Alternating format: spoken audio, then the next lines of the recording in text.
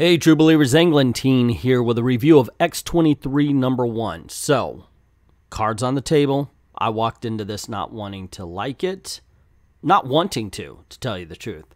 I am done with there being 72 Spider-Man, 52 Wolverine, 63 Hulks, whatever, whoever.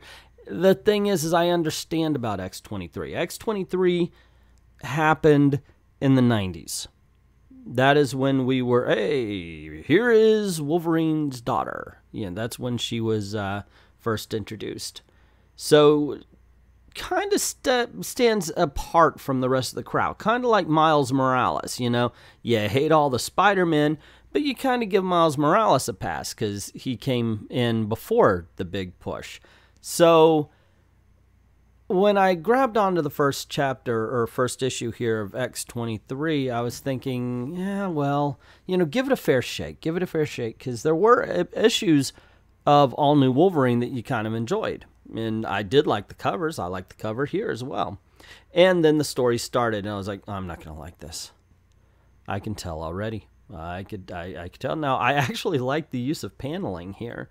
One page, whole story is told.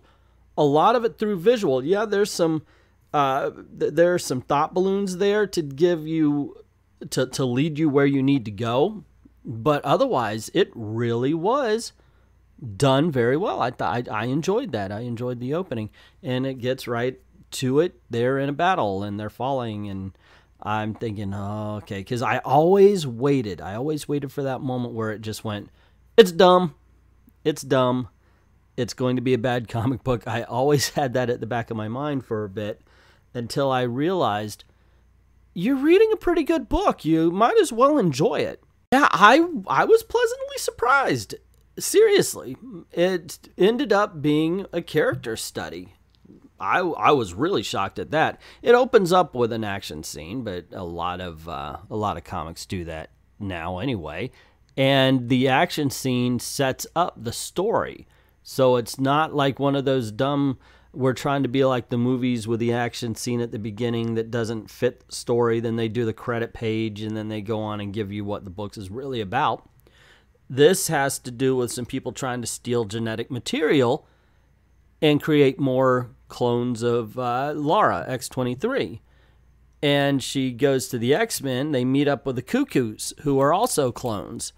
And it really is kind of a character study on what it's like to be a clone in the Marvel Universe and what it's like to never really have a birthday. I really like the Honey Badger dialogue and thought balloons here. I still think they overpower these ladies a little bit too much.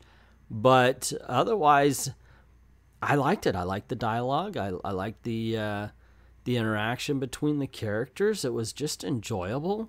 It was fun. I'll say it again. I like the Honey Badger's dialogue in this. She's a little girl.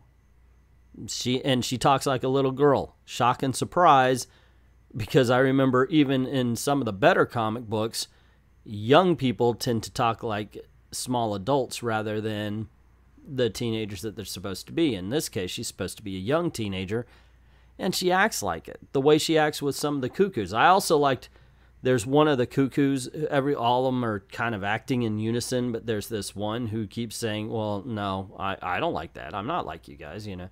And you could tell by the way that when they talk to Laura and Honey Badger, she's the one that is interacting and reacting to Honey Badger and kind of stands behind when the rest of them kind of turn around and move in unison and talk in unison and do the whole thing.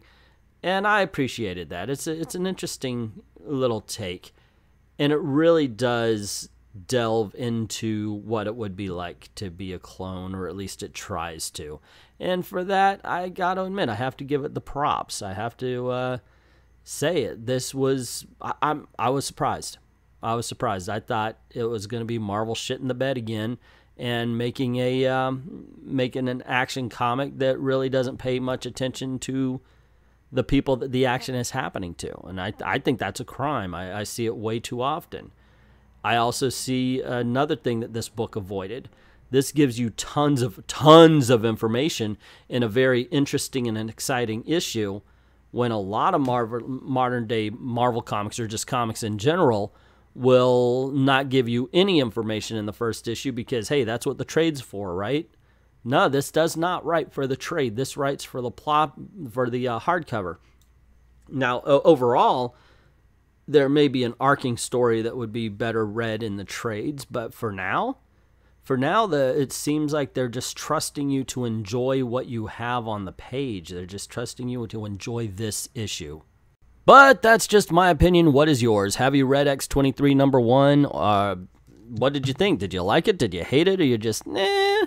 Or are you one of the ones that just will never pick up another Marvel comic until something happens? I know there's a lot of reasons people aren't picking up Marvel comics, even the good ones. And yes, there are some good ones.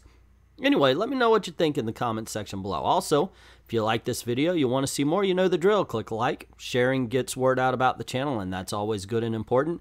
And don't forget to hit subscribe if you haven't done that already, and the notification bell. Make sure that, yeah, you're getting notified. Sometimes YouTube actually does that. Also, this is the way we're trying to make a living, so if you don't mind helping out the channel, go on over to Patreon, drop $1 in the till, helps keep the lights on, helps keep making videos for you. I'd like to thank everybody who's already done that, and to everyone, all of the true believers, thank you very, very much for watching.